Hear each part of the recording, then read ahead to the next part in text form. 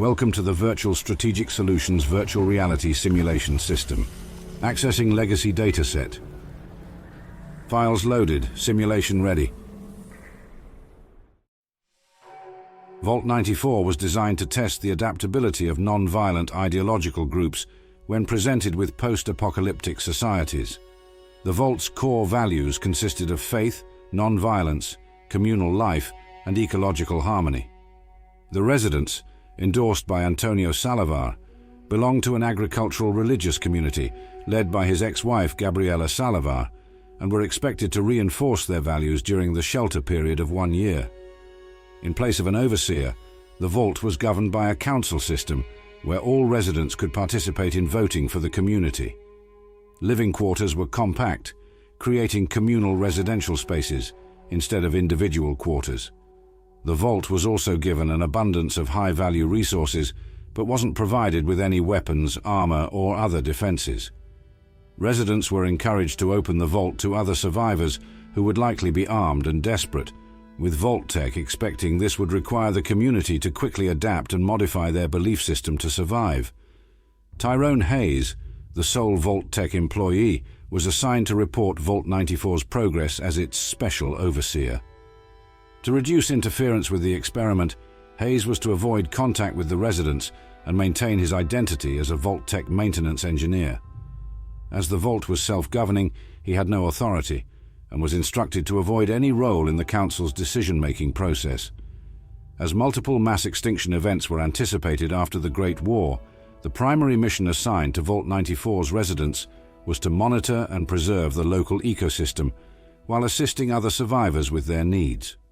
The Vault included a complete agricultural facility with a massive seed bank containing all known plants suitable for edible or medicinal use. It was also provided with a Garden of Eden creation kit in a secure wing of the Vault, with access requiring a council vote to prevent misuse.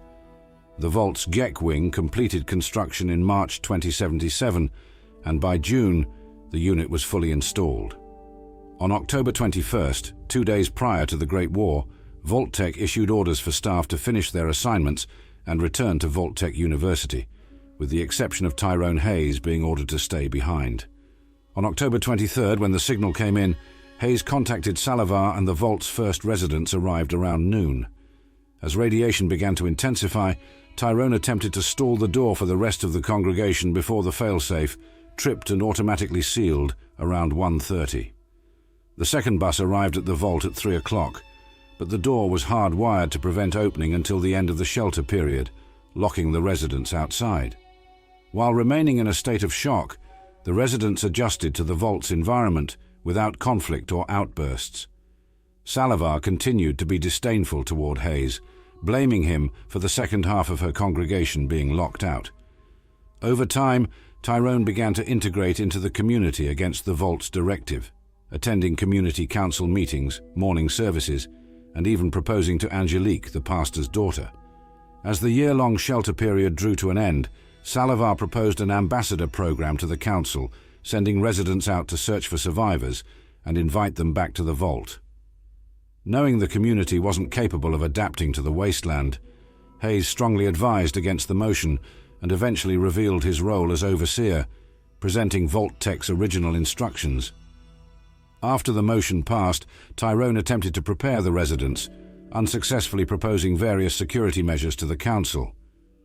Vault-94 reopened on October 23, 2078, a year after the Great War.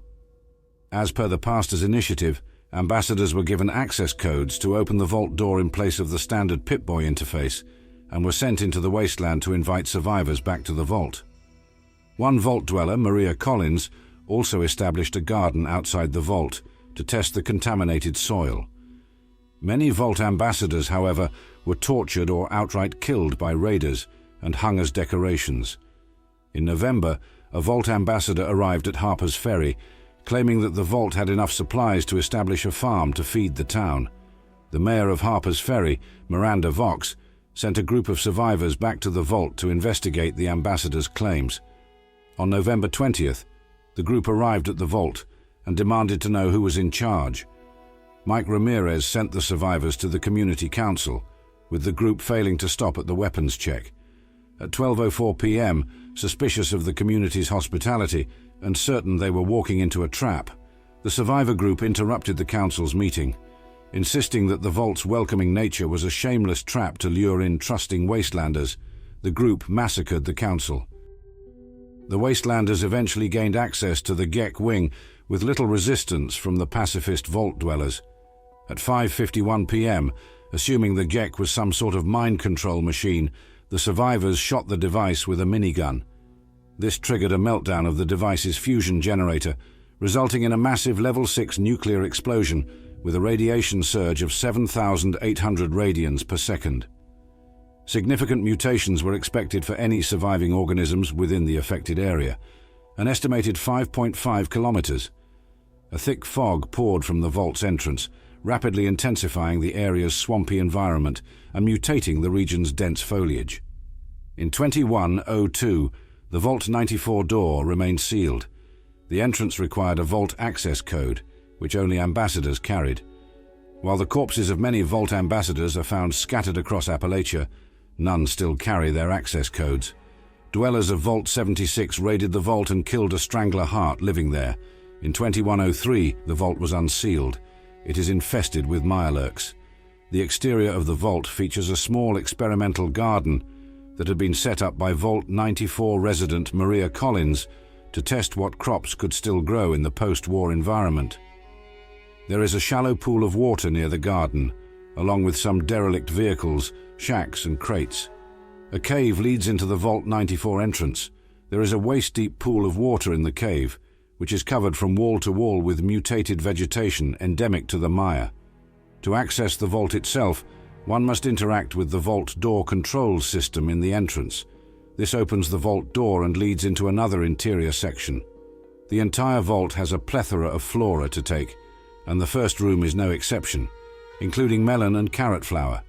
Directly across from the vault's cog door is a security station with the reception desk terminal. Heading down the stairs to the west opens into a large garden area.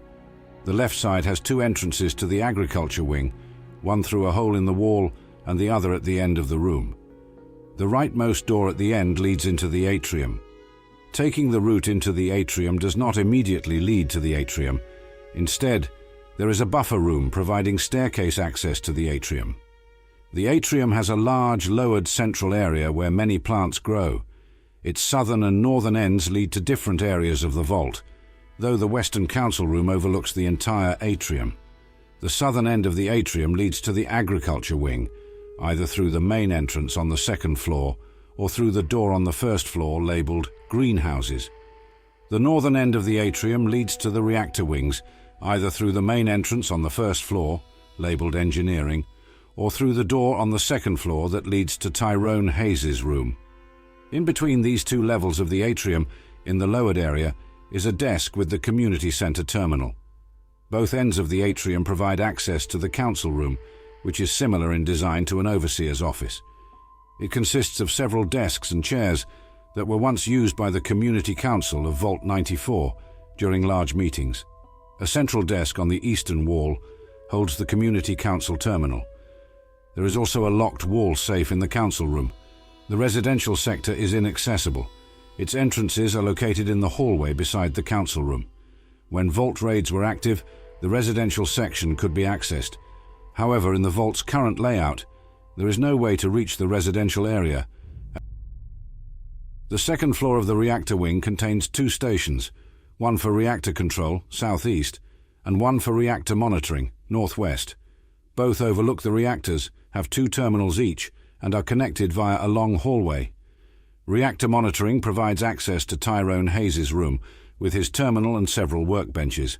Another exit here leads back to the atrium, past an inaccessible door to the residential area.